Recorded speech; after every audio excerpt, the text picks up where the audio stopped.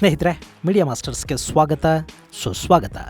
ಗೆಳೆಯರೆ, Israel Iran ಯುದ್ಧ ಈಗ ಬರೀ ಬ್ಯಾಲಿಸ್ಟಿಕ್ ಮಿಸೈಲ್ಗಳು, ಡ್ರೋನು, ಹೈಪರ್ಸೋನಿಕ್ ಮಿಸೈಲ್ಗಳಲ್ಲಿ ಮಾತ್ರ ಉಳ್ಕೊಂಡಿಲ್ಲ. ಅದನ್ನು ದಾಟಿ ಸೋಷಿಯಲ್ ಮೀಡಿಯಾಗಳಿಗೆ ಕೂಡ ಬಂದಿದೆ. ಎರಡೂ ಕಡೆಗಳಲ್ಲೂ ದೊಡ್ಡ ಮಟ್ಟದ ಪ್ರೊಪಗಂಡಾಗಳ ಮೂಲಕ, ಸುಳ್ಳು ಸುದ್ದಿಗಳನ್ನು ಹಬ್ಬಿಸೋ ಮೂಲಕ ಸೈಕಲಾಜಿಕಲ್ ವಾರನ್ನು ಕೂಡ ದೊಡ್ಡ ಮಟ್ಟದಲ್ಲಿ ಆರಂಭ ಮಾಡಿದ್ದಾರೆ. ಮೊನ್ನೆ ಖಮನೈ ಮಗ ಹಾಗೂ ಇರಾನಿನ ಹೊಸ ಸರ್ವೋಚ್ಚ ನಾಯಕ ಮೊಸ್ತಫಾ ಖಮನೈ ಬದುಕಿರೋದು ಡೌಟು. ಅಕಸ್ಮಾತ್ ಬದುಕಿದ್ರು ಆತ ಡ್ಯಾಮೇಜ್ ಆಗಿದ್ದಾನೆ ಅಂತ ಅಮೆರಿಕ ಅಧ್ಯಕ್ಷ ಡೊನಾಲ್ಡ್ ಟ್ರಂಪ್ ಹೇಳಿದ್ರು. ಅದಕ್ಕೂ ಮೊದಲು ನಾವು ಮೊಸ್ತಫಾನನ್ನ ಹೊಡಿತೀವಿ ಅನ್ನೋ ಹೇಳಿಕೆಯನ್ನ ನೇತನ್ಯಾಹು ಕೊಟ್ಟರು. ಅದರ ಬೆನ್ನಲ್ಲೇ ನೇತನ್ಯಾಹು ಬದುಕಿಲ್ಲ, ಆತ ಇರಾನ್ನ ದಾಳಿಯಲ್ಲಿ ಸಾವಿಗೀಡಾಗಿದ್ದಾರೆ. ಆದ್ರೆ ಆ ಸುದ್ದಿಯನ್ನ ಇಸ್ರೇಲ್ ಮುಚ್ಚಿಡ್ತಾ ಇದೆ ಅಂತ ಇರಾನ್ ಬೆಂಬಲಿಗ ಸೋಷಿಯಲ್ ಮೀಡಿಯಾ ಅಕೌಂಟ್ಗಳಲ್ಲಿ ಪೋಸ್ಟ್ಗಳ ಮಳೆ ಶುರುವಾಯಿತು. ಬರೀ ನೇತನ್ಯಾಹು ಮಾತ್ರ ಅಲ್ಲ, ಅವರ ಮಗ ಯಾರ ನೇತನ್ಯಾಹು ಕೂಡ ಕಾಣ್ತಾ ಇಲ್ಲ. ಅವರ ಸೋಷಿಯಲ್ ಮೀಡಿಯಾ ಕಳೆದ 6 ದಿನಗಳಿಂದ ಕೆಲಸ ಮಾಡ್ತಾ ಇಲ್ಲ. ಹೀಗಾಗಿ ಆ ಇಡೀ ಕುಟುಂಬ ಇರಾನ್ ದಾಳಿಯಲ್ಲಿ ನಾಶ ಆಗಿದೆ ಅನ್ನೋ ಪೋಸ್ಟ್ಗಳು ಕಾಣಿಸಿದ್ವು. ಇದು ಕೇವಲ ಒಂದು ಸುದ್ದಿ ಮಾತ್ರ ಅಲ್ಲ, ನೀವು ಇದನ್ನ ರೀಟ್ವೀಟ್ ಮಾಡಿ ಜಾಸ್ತಿ ಜನಕ್ಕೆ ತಲುಪಿಸಿ ಈ ಮೂಲಕ ಇಸ್ರೇಲಿಗರಲ್ಲಿ ಭಯ ಹುಟ್ಟಿಸಬೇಕು ಅಂತ ಕೂಡ ಅದರಲ್ಲಿ ಬರೆಯಲಾಗಿತ್ತು. ಇದು ಇರಾನ್ನ ಹೆಸರಲ್ಲಿದ್ದ ಅಕೌಂಟ್. ಇಲ್ಲಿ ನೇತನ್ಯಾಹು ಅವರ ಮಗ ಸಾವಿಗೀಡಾಗಿದ್ದಾರೆ ಅಂತ ಅಷ್ಟೇ ಬರೆದು ಬಿಟ್ಟಿದ್ರೆ ಓಕೆ. ಅದನ್ನು ಬಿಟ್ಟು ಇನ್ನಷ್ಟು ಜನಕ್ಕೆ ತಲುಪಿಸಿ ಅಂತ ಯಾಕೆ ಬರೆದಿದ್ದಾರೆ? ನಮ್ಮಲ್ಲಿ ಈ ಪೋಸ್ಟನ್ನು ನೀವು 100 ಮಂದಿಗೆ ಹಂಚದೇ ಇದ್ರೆ ಲಕ್ವಾ ಹೊಡೆದು ಸಾಯ್ತೀರಾ ಅನ್ನೋ ಥರದ ಒಂದಷ್ಟು ಮೆಸೇಜ್ಗಳು ಬರ್ತಾ ಇರ್ತವೆ ನೋಡಿ. ಆ ಥರ ಹೆಚ್ಚು ಕಡಿಮೆ ಹಂಗೆ ಇದು ಕೂಡ ಇದೆಯಲ್ಲ ಅಂತ ಆ ಅಕೌಂಟ್ ಬಗ್ಗೆ ಹುಡುಕ್ತಾ ಹೋದ್ರೆ ಅದು ನಮ್ಮ ಪಕ್ಕದ ಪಾಕಿಸ್ತಾನಿ ಅಕೌಂಟು. ಅಷ್ಟೇ ಅಲ್ಲ, ಅಲ್ಲಿನ ಪಂಜಾಬ್ ಭಾಗದಿಂದ ಆಪರೇಟ್ ಆಗ್ತಾ ಇರೋ ಅಕೌಂಟ್ ಅದು. ಸೊ ಇಲ್ಲಿ ಇಸ್ರೇಲ್ ವಿರುದ್ಧದ ಸುಳ್ಳು ಸುದ್ದಿಗಳನ್ನು ಹರಡೋದ್ರಲ್ಲಿ ಇರಾನಿನ ಹ್ಯಾಂಡ್ಲರ್ಗಳು ಮಾತ್ರ ಅಲ್ಲ, ಪಾಕಿಸ್ತಾನಿ ಹ್ಯಾಂಡ್ಲರ್ಗಳ ಸಂಖ್ಯೆ ಕೂಡ ದೊಡ್ಡದಿದೆ. ಅವರು ಭಾರತದ ರಾಜತಾಂತ್ರಿಕರು, ಸೇನಾಧಿಕಾರಿಗಳ ಒಂದಷ್ಟು ಡೀಪ್ ಫೇಕ್ ವಿಡಿಯೋಗಳನ್ನು ಕೂಡ ಮಾಡ್ತಾ ಇದ್ದಾರೆ. ನಾವು ಇಸ್ರೇಲಿಗೆ ಬೆಂಬಲ ಕೊಡ್ತಾ ಇದ್ದೀವಿ, ನಮ್ಮ ವ್ಯಾಪಾರಿ ನೌಕೆಗಳ ಮೇಲೆ ಇರಾನ್ ದಾಳಿ ಮಾಡಿದ್ರೆ ಇರಾನ್ ಮೇಲೆ ಮಿಸೈಲ್ ದಾಳಿಗೆ ನಾವು ಸಿದ್ಧ ಆಗಬೇಕಾಗುತ್ತೆ ಅನ್ನೋ ಥರದ ಫೇಕ್ ವಿಡಿಯೋಗಳನ್ನು ಕೂಡ ಕೆಲವರು ಹರಿಬಿಡ್ತಾ ಇದ್ದಾರೆ. ಆದರೆ ಆ ಡೀಪ್ ಫೇಕ್ ವಿಡಿಯೋಗಳನ್ನು ಅವರು ಮಾಡಿರೋ ಕ್ವಾಲಿಟಿ ಇದೆಯಲ್ಲ, ಅದನ್ನು ನೋಡಿದ್ರೂ ಸಾಕು ಇದು ಪಾಕಿಗಳದ್ದೇ ಕೆಲಸ ಅಂತ ಗೊತ್ತಾಗಿ ಹೋಗುತ್ತೆ. ಹಾಗೆ ಅಲ್ಲಿ ಇಸ್ರೇಲಿನ ಸೇನಾ ಕಮಾಂಡರ್ ರಫೇಲ್ ಮೌಲಿ ಡೇವಿಡ್ ಅವರನ್ನ ಇರಾನ್ ಮಿಸೈಲ್ ದಾಳಿಯಲ್ಲಿ ಕೊಂದು ಹಾಕಿದೆ ಅನ್ನೋ ಸುದ್ದಿಯೊಂದು ಓಡ್ತಾ ಇದೆ. ಈ ರಫೇಲ್ ಮೌಲಿ ಈ ಹಿಂದೆ ಲೆಬನಾನ್ನಲ್ಲಿ ಹೆಜ್ಬುಲ್ಲಾಗಳು ಪೇಜರ್ ಆಕ್ಸಿಡೆಂಟ್ ಅಲ್ಲಿ ಸಾವಿಗೀಡಾದ್ರಲ್ಲ, ಆ ಪೇಜರ್ ಘಟನೆಯ ಮಾಸ್ಟರ್ ಮೈಂಡ್ ಆಗಿದ್ದವರು ಅಂತ ಹೇಳ್ತಾರೆ. ಈತ ಪೇಜರ್ ಮೂಲಕ ಸುಮಾರು 400 ಮಂದಿ ಹೆಜ್ಬುಲ್ಲಾ ಕೇಡರ್ಗಳನ್ನ ಕೊಂದು ಹಾಕಿದ್ರು. ಈಗ ಆತನನ್ನ ಇರಾನ್ ಹೊಡೆದು ಹಾಕಿದೆ ಅಂತ ಒಂದಷ್ಟು ಸುದ್ದಿಗಳು ಓಡ್ತಾ ಇವೆ. ಆದ್ರೆ ಅದು ಕೂಡ ಸುಳ್ಳು ಸುದ್ದಿ ಅಂತ ಫ್ಯಾಕ್ಟ್ ಚೆಕ್ ಪೇಜ್ಗಳು ಹೇಳ್ತಾ ಇವೆ. ಇತ್ತೀಚೆಗೆ ಇದೇ ಥರ ಮೊಸಾದ್ ಮುಖ್ಯಸ್ಥ ಡೇವಿಡ್ ಬಾರ್ನಿ ಅವರ ವಿಷಯದಲ್ಲಿ ಕೂಡ ಒಂದು ಸುದ್ದಿ ಹಬ್ಬಿತು. ಆದರೆ ಅದನ್ನು ಸುಳ್ಳು ಅಂತ ಇಸ್ರೇಲ್ ಹೇಳಿತು. ಹಾಗೆ ಇರಾನಿನ ವಿಷಯದಲ್ಲಿ ಕೂಡ ಇಂಥ ಸಾಕಷ್ಟು ಸುಳ್ಳು ಸುದ್ದಿಗಳು ಹರಡ್ತಾ ಇವೆ.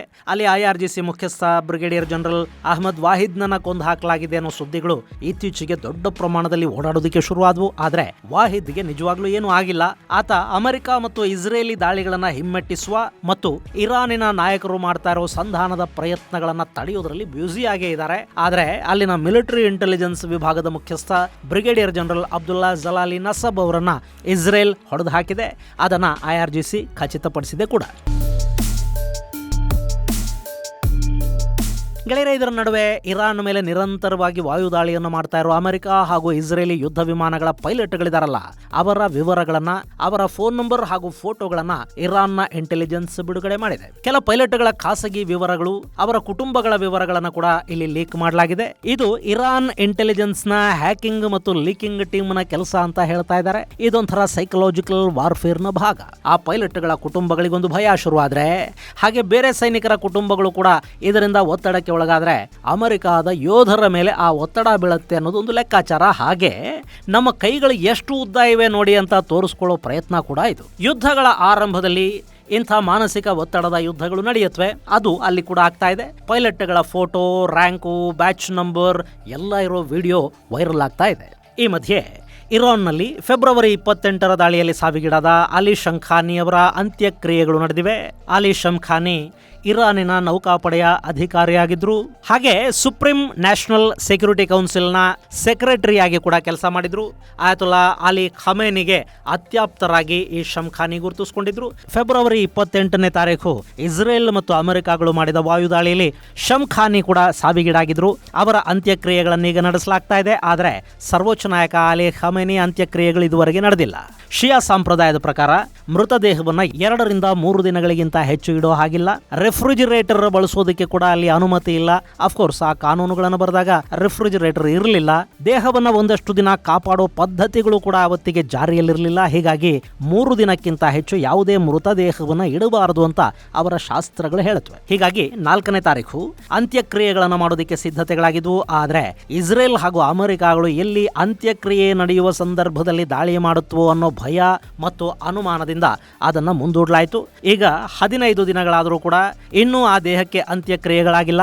ಅದನ್ನು ಯಾವಾಗ ಮಾಡಲಾಗುತ್ತೆ ಅನ್ನೋದನ್ನ ಇರಾನ್ ರಹಸ್ಯವಾಗಿಟ್ಟಿದೆ. ಆದರೆ ಖಮೇನಿಯ ಸಮಾಧಿ ಮಶ್ಹಾದ್ನಲ್ಲಿ ಆಗತ್ತೆ ಅಂತ ಹೇಳ್ತಾ ಇದ್ದಾರೆ. ಹಾಗೆ ಜೂನಿಯರ್ ಖಮೇನಿ ಅಂದ್ರೆ ಮೊಸ್ತಫಾ ಖಮೇನಿ ಕೂಡ ಬದುಕಿರುವ ಸಾಧ್ಯತೆಗಳಿಲ್ಲ ಅನ್ನೋ ಮಾತನ್ನ ಅಮೆರಿಕದ ಅಧ್ಯಕ್ಷ ಟ್ರಂಪ್ ಮತ್ತೊಮ್ಮೆ ಹೇಳಿದ್ದಾರೆ. ಬಹುಶಃ ಆತ ಬದುಕುಳಿದಿಲ್ಲ. ಹೀಗಾಗಿ ಇರಾನ್ ಸಂಧಾನಕ್ಕೆ ಆತುರಗೊಳ್ತಾ ಇದೆ. ಸಂಧಾನದ ಮಾತುಕತೆಗಳಿಗಾಗಿ ಅವರು ಪ್ರಯತ್ನ ಪಡ್ತಾ ಇದ್ದಾರೆ. ಆದರೆ ನಾವು ನಮ್ಮ ಗುರಿಗಳನ್ನ ಸಾಧಿಸುವವರೆಗೆ ಸಂಧಾನದ ಮಾತಿಲ್ಲ ಅಂತ ಟ್ರಂಪ್ ಹೇಳಿದ್ದಾರೆ. ಇಲ್ಲಿ ಒಮನ್ ಮತ್ತು ಈಜಿಪ್ಟ್ಗಳು ಇರಾನ್ ಮತ್ತು ಅಮೆರಿಕದ ನಡುವೆ ಸಂಧಾನಕ್ಕೆ ಮಧ್ಯಸ್ಥಿಕೆಯನ್ನು ವಹಿಸ್ತಾ ಇವೆ. ಅಲ್ಲಿ ಆಯುಧಗಳ ಕೊರತೆ, ನಾಯಕರ ಸಾವುಗಳು, ನಿರಂತರವಾಗಿ ಆಗ್ತಾ ಇರೋ ದಾಳಿಗಳು ಮುಂತಾದ ಕಾರಣದಿಂದ ಅಲ್ಲಿನ ರಾಜಕೀಯ ನಾಯಕತ್ವ ಈ ಸಂಘರ್ಷವನ್ನ ಕೊನೆಗಾಣಿಸಿ ಒಂದು ಸಂಧಾನವನ್ನ ಮಾಡಿಕೊಳ್ಳೋದಕ್ಕೆ ಪ್ರಯತ್ನವನ್ನು ಪಡ್ತಾ ಇದ್ರೆ, IRGC ಸಂಧಾನದ ಬಗ್ಗೆ ಯಾವ ಆಸಕ್ತಿಯನ್ನು ತೋರ್ತಾ ಇಲ್ಲ. ಅವರು ಯುದ್ಧವನ್ನ ಮುಂದುವರಿಸೋ ಮೂಡಲಿದ್ದಾರೆ. ಆಯುಧಗಳು ಮುಗಿದ್ರೆ ಗೆರಿಲ್ಲಾ ವಾರ್ ಮೂಲಕ, ಪ್ರಾಕ್ಸಿಗಳ ಮೂಲಕ ಕೂಡ ಈ ಯುದ್ಧವನ್ನ ಮುಂದುವರಿಸಬಹುದು ಅಂತ IRGC ಭಾವಿಸ್ತಾ ಇದೆ. ಅಲ್ಲಿ ರಾಜಕೀಯ ನಾಯಕತ್ವ ಪ್ರಾಕ್ಟಿಕಲ್ ಆಗಿ ಯೋಚಿಸ್ತಾ ಇದ್ರೆ, IRGCಯ ನಾಯಕತ್ವ ದ್ವೇಷ ಹಾಗೂ ಹಠಕ್ಕೆ ಪ್ರಾಧಾನ್ಯತೆಯನ್ನು ಕೊಡ್ತಾ ಇದೆ. ಅವರು ಭಾವನಾತ್ಮಕವಾಗಿ ಪರಿಸ್ಥಿತಿಯನ್ನ ನಿಭಾಯಿಸೋದಿಕ್ಕೆ ಹೋಗ್ತಾ ಇದ್ದಾರೆ. ಇನ್ನು ಅವರಿಗೆ ರಷ್ಯಾ ಆಯುಧಗಳನ್ನ ಸರಬರಾಜು ಮಾಡ್ತಾ ಇದೆ. ಅಲ್ಲಿಂದ ಶಾಹಿದ್ ಡ್ರೋನ್ಗಳು ದೊಡ್ಡ ಮಟ್ಟದಲ್ಲಿ ಬರ್ತಾ ಇವೆ. ರಷ್ಯಾದಲ್ಲಿ ಇರಾನಿನ ಡ್ರೋನ್ ಫ್ಯಾಕ್ಟರಿ ಇದೆ ಅಂತ ಯುಕ್ರೇನ್ ಅಧ್ಯಕ್ಷ ಝೆಲೆನ್ಸ್ಕಿ ಆರೋಪ ಮಾಡ್ತಾ ಇದ್ದಾರೆ. ಇದೊಂಥರ ಅತ್ತೆ ಚಿಂತೆ ಅತ್ತೆಗೆ, ಸೊಸೆ ಚಿಂತೆ ಸೊಸೆಗೆ ಅಂತಾರಲ್ಲ, ಹಾಗೆ ಝೆಲೆನ್ಸ್ಕಿ ಯಾವ ವಿಷಯ ಮಾತಾಡಿದ್ರು ಅದರಲ್ಲಿ ರಷ್ಯಾನ ಅವರು ಎಳೆದು ತರಲೇಬೇಕು. ಇಲ್ಲಿ ಕೂಡ ರಷ್ಯಾದ ಹೆಸರು ಹೇಳ್ತಾ ಇದ್ದಾರೆ. ಇನ್ನು ದಕ್ಷಿಣ ಇರಾನ್ನ ಶಿರಾಜ್ ನಲ್ಲಿರುವ ವಸತಿ ಪ್ರದೇಶವನ್ನ ಗುರಿಯಾಗಿಸಿಕೊಂಡು ಅಮೆರಿಕ ಮತ್ತು ಇಸ್ರೇಲ್ ಪಡೆಗಳು ಭಾನುವಾರ ಮುಂಜಾನೆ ದಾಳಿಯನ್ನು ಮಾಡಿವೆ ಅಂತ ಇರಾನ್ನ ಸರ್ಕಾರಿ ಸುದ್ದಿ ಸಂಸ್ಥೆ IRNA ವರದಿ ಮಾಡಿದೆ. ಈ ದಾಳಿ ಕಾರ್ಮಿಕ ವಸತಿ ಘಟಕಗಳನ್ನ ನಾಶಪಡಿಸಿತು ಅಂತ ಅಸೋಸಿಯೇಟೆಡ್ ಪ್ರೆಸ್ ಕೂಡ ಇರಾನ್ ಮಾಧ್ಯಮದ ವರದಿಯನ್ನ ಉಲ್ಲೇಖಿಸಿ ಬರೆದಿದೆ. ಇನ್ನು ಇರಾನ್ ಯುದ್ಧದ ಹಿನ್ನೆಲೆಯಲ್ಲಿ ಅಮೆರಿಕದ 2 ಯುದ್ಧ ವಿಮಾನಗಳಿಗೆ ತಮ್ಮ ವಾಯು ಪ್ರದೇಶವನ್ನ ಬಳಸೋದಿಕ್ಕೆ ಸ್ವಿಟ್ಜರ್ಲ್ಯಾಂಡ್ ಅನುಮತಿಯನ್ನ ನಿರಾಕರಿಸಿದೆ ಅನ್ನೋ ಮಾಹಿತಿಯನ್ನು ಕೂಡ AP ಅಂದ್ರೆ ಅಸೋಸಿಯೇಟೆಡ್ ಪ್ರೆಸ್ ವರದಿ ಮಾಡಿದೆ. ಶನಿವಾರ ತಡರಾತ್ರಿ ಅಲ್ಲಿನ ಸರ್ಕಾರ ಸ್ವಿಟ್ಜರ್ಲ್ಯಾಂಡ್ನ ತಟಸ್ಥ ಕಾನೂನುಗಳು ಸಂಘರ್ಷದಲ್ಲಿ ನಿರತವಾಗಿರುವ ದೇಶಗಳ ಯುದ್ಧ ವಿಮಾನಗಳಿಗೆ ಓವರ್ ಫ್ಲೈಟ್ಗಳಿಗೆ ಅವಕಾಶವನ್ನು ಕೊಡುವುದಿಲ್ಲ. ಮಾನವೀಯತೆ ಮತ್ತು ವೈದ್ಯಕೀಯ ಸಾರಿಗೆಗೆ ಬೇಕಾದ್ರೆ ನಾವು ಅನುಮತಿಯನ್ನು ಕೊಡ್ತೀವಿ ಹೊರತು ಯುದ್ಧ ವಿಮಾನಗಳಿಗೆ, ಬೇಹುಗಾರಿಕಾ ವಿಮಾನಗಳಿಗೆ ನಮ್ಮ ವಾಯು ಪ್ರದೇಶವನ್ನ ಬಳಕೆ ಮಾಡಿಕೊಳ್ಳೋದಕ್ಕೆ ನಾವು ಅವಕಾಶವನ್ನು ಕೊಡೋದಿಲ್ಲ ಅಂತ ಸ್ವಿಟ್ಜರ್ಲ್ಯಾಂಡ್ ಹೇಳಿದೆ.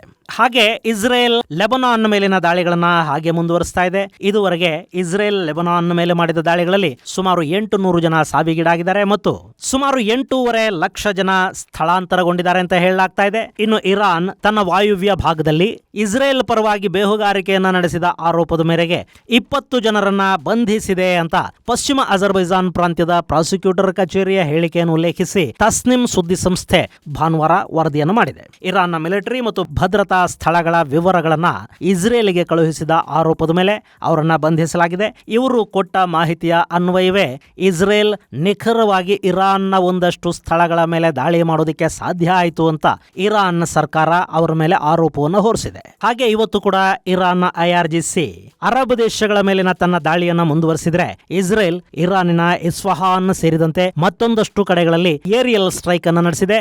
ಆದರೆ ಆರಂಭದ ದಿನಗಳಿಗೆ ಹೋಲಿಕೆ ಮಾಡಿದ್ರೆ ದಾಳಿಯ ತೀವ್ರತೆ ದೊಡ್ಡ ಪ್ರಮಾಣದಲ್ಲಿ ಕಡಿಮೆ ಆಗಿರುವುದಿಲ್ಲಿ ಕಂಡು ಬರ್ತಾ ಇದೆ. ಹಾಗೆ ಬ್ಯಾಕ್ ಚಾನೆಲ್ಗಳ ಮೂಲಕ ಸಂಧಾನದ ಪ್ರಕ್ರಿಯೆಗಳು ಕೂಡ ತೀವ್ರಗೊಂಡಿವೆ. ಇಲ್ಲಿ ಟ್ರಂಪ್ ಸಂಧಾನಕ್ಕೆ ನಾವು ಸಿದ್ಧ ಇಲ್ಲ, ಸಂಧಾನವನ್ನು ನಾವು ಒಪ್ಪುತ್ತಾ ಇಲ್ಲ ಅಂತ ಏನೇ ಹೇಳಿದ್ರು ಅಲ್ಲೊಂದು ಪ್ರಯತ್ನ ಬಂತು ಅರಬ್ ದೇಶಗಳ ಮೂಲಕ ದೊಡ್ಡ ಮಟ್ಟದಲ್ಲಿ ನಡೀತಾ ಇದೆ. ಇದು ಗೆಳೆಯರೆ, ಇರಾನ್, ಇಸ್ರೇಲ್ ಹಾಗೂ ಅಮೆರಿಕ ಸಂಘರ್ಷಕ್ಕೆ ಸಂಬಂಧಪಟ್ಟ ಒಂದಷ್ಟು ಅಪ್ಡೇಟ್ಸ್. ಮುಂದಿನ ಸಂಚಿಕೆಯಲ್ಲಿ ಮತ್ತಷ್ಟು ವಿಶೇಷಗಳ ಜೊತೆ ಮತ್ತೆ ಭೇಟಿಯಾಗೋಣ. ಅಲ್ಲಿವರೆಗೆ ಜೈ ಹಿಂದ್, ಜೈ ಕರ್ನಾಟಕ.